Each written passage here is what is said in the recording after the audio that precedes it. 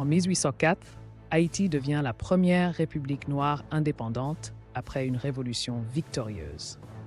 Mais la France impose une condition cruelle: payer 150 millions de francs, 21 milliards de dollars actuels, pour reconnaître cette liberté.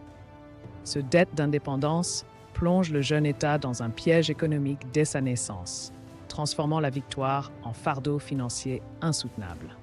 De 1825 à 1947, Haïti consacre 80% de son budget national au remboursement.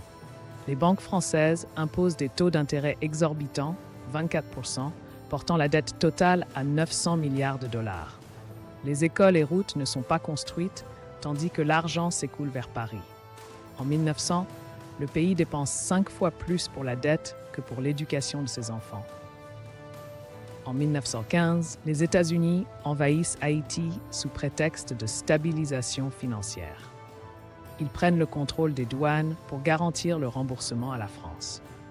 Pendant 19 ans, 40% des recettes fiscales sont directement siphonnées. La Banque nationale d'Haïti est placée sous contrôle américain, achevant de vider le pays de sa souveraineté économique. Même après le dernier paiement en 1947, les conséquences persistent. En 1950, 90% des Haïtiens sont analphabètes, faute d'école. Le pays doit importer 80% de sa nourriture, ayant sacrifié son agriculture.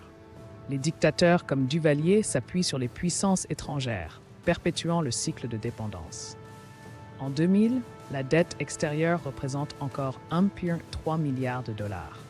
En 2004, Haïti demande officiellement la restitution des 21 milliards payés à la France. La requête est ignorée.